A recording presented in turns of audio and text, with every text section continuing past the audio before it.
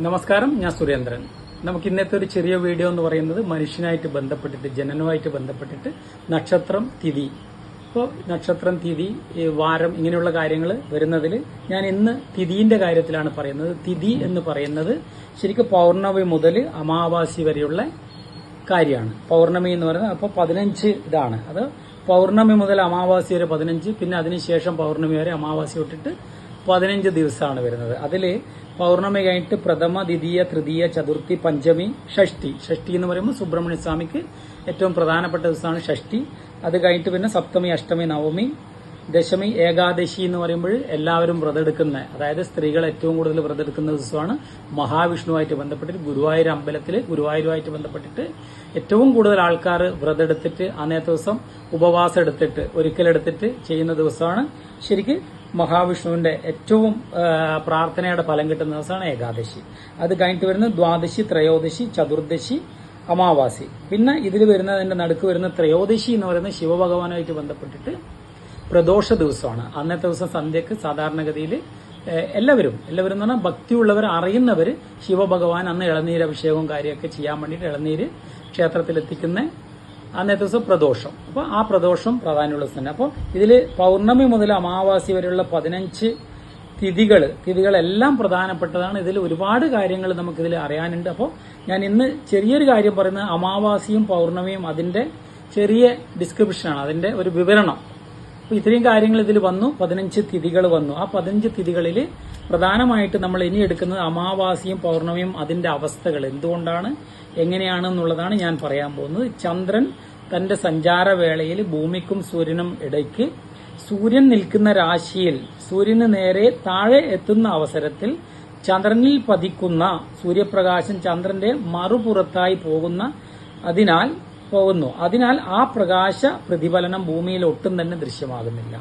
ശരിക്കും അതാണ് അമാവാസി അല്ലെങ്കിൽ കറുത്തവാവ്. അപ്പോൾ കറുത്തവാവിനെ കുറിച്ചാണ് ഇപ്പോൾ പറഞ്ഞത്. അതായത് ചന്ദ്രൻ തന്റെ സഞ്ചാരവേളയിൽ ഭൂമിക്കും സൂര്യനിടയിൽ സൂര്യൻ നിൽക്കുന്ന രാശിയിൽ സൂര്യന് നേരെ താഴെ എത്തുന്ന അവസരത്തിൽ ചന്ദ്രനിൽ പതിക്കുന്ന സൂര്യപ്രകാശം ചന്ദ്രന്റെ മറുപുറത്തായി പോകുന്നതിനാൽ ആ പ്രകാശ പ്രതിഫലനം ഭൂമിയിൽ ഒട്ടും തന്നെ ദൃശ്യമാകുന്നില്ല. അപ്പൊ അതുകൊണ്ടാണ് ഇരുട്ട് സംഭവിക്കുന്നതും. അതുതന്നെയാണ് ശരിക്ക് അമാവാസിയായിട്ട് അറിയുന്നത്. അതാണ് കറുത്തവാവ്. അപ്പൊ അത് കഴിഞ്ഞിട്ട് പിന്നെ ചന്ദ്രൻ തന്റെ സഞ്ചാരപഥത്തിൽ കൂടെ ക്രമേണ നീങ്ങുന്തോറും സൂര്യപ്രകാശം കൊണ്ട് തിളങ്ങുന്ന ചന്ദ്രന്റെ ഭാഗങ്ങൾ കുറേശ്ശെയായി കാണാവുന്നതാണ്.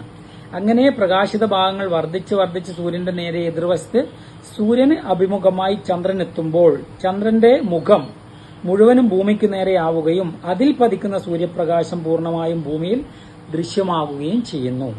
ശരിക്ക് അതാണ് പൗർണമി അല്ലെങ്കിൽ വെളുത്തവാവ്. അപ്പോൾ വെളുത്തവാവ് എന്ന് പറയുന്നത് ശരിക്ക് അമാവാസി കഴിഞ്ഞിട്ടുള്ള ദിവസങ്ങളിൽ കുറേശ്ശെയായിട്ട് എന്താ പറയേണ്ടത്, സഞ്ചാരപഥത്തിൽ കുറേശ്ശെ ക്രമേണ മാറി വരുമ്പോൾ ഫുൾ മൂണായിട്ട് വരുന്നതാണ് ശരിക്ക് പൗർണമിയായിട്ട് വരുന്നത്. അങ്ങനെ ചന്ദ്രന്റെ 14.25 ദിവസം കൊണ്ട് ഒരു വെളുത്ത വാവും 14.25 ദിവസം കൊണ്ട് ഒരു കറുത്ത വാവും സംഭവിക്കുന്നു. ചന്ദ്രന്റെ ഒരു ദിവസത്തിന് പക്കം എന്ന് പറയുന്നു. വെളുത്ത പക്കമെന്നും കറുത്ത പക്കമെന്നും തരംതിരിച്ചിരിക്കുന്നു. അങ്ങനെ 29.5 ദിവസം കൂടുമ്പോൾ ചന്ദ്രന്റെ ഒരു മാസമാകുന്നു. 12 ചാന്ദ്രമാസം കൂടിയതാണ് ഒരു ചന്ദ്രവർഷം.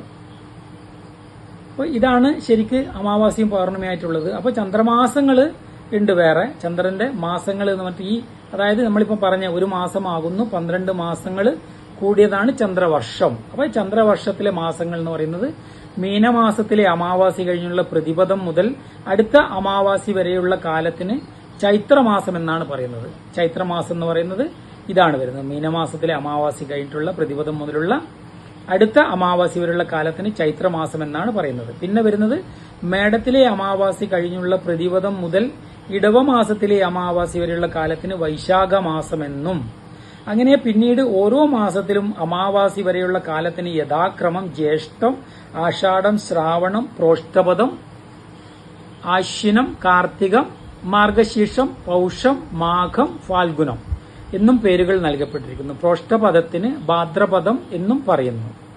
ശരിക്ക് 1957 മാർച്ച് 22-ാം തീയതി മുതൽ ഭാരതം അംഗീകരിക്കപ്പെട്ടിട്ടുള്ള ശകവർഷ മാസങ്ങളുടെ പേരുകളും ഇവ തന്നെയാണ്, മേൽപ്പറഞ്ഞത് തന്നെയാണ്.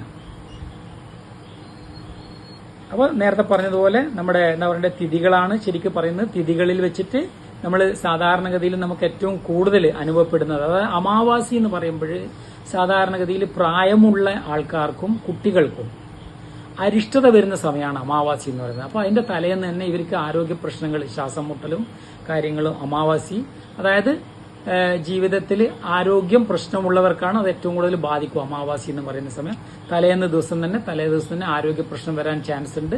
അപ്പൊ അങ്ങനെയുള്ളവർ എന്ത് ചെയ്യും, കുട്ടികൾക്ക് വളരെ ചെറുപ്പത്തിൽ കുട്ടികൾക്ക് അങ്ങനെ ഒരു അവസ്ഥ വരുന്നതിന് മുന്നേ തന്നെ പൊക്കിളിൽ നമ്മൾ എന്താ പറയണ്ടേ, കായം തൊട്ട് കൊടുക്കുന്ന ഒരു സമ്പ്രദായമൊക്കെ ചെറുപ്പത്തിൽ നമ്മൾ പല സ്ഥലത്തും കണ്ടിട്ടുണ്ട്, പലരും പറയുന്നത് കേട്ടിട്ടുണ്ട്. അപ്പൊ അങ്ങനെയുള്ള ഒരു അവസ്ഥ ഈ അമാവാസി സമയത്തും, പിന്നെ പൗർണമി എന്ന് പറയുന്നത് അതിൽ പ്രത്യേകിച്ചിട്ട് ദോഷമൊന്നുമില്ല. പൗർണമിയിൽ ഫുൾ മൂണാണ്. അത് ശരിക്കും അന്നത്തെ ദിവസം എല്ലാവരും ഗുരുപൗർണമിയും കാര്യമൊക്കെ വരുന്ന ദിവസം ഈ പൗർണമി ദിവസം എല്ലാവരും മുകളിലോട്ട് നോക്കിയിട്ട് ചന്ദ്രനെ തൊഴുന്നത് നല്ലതാണ്.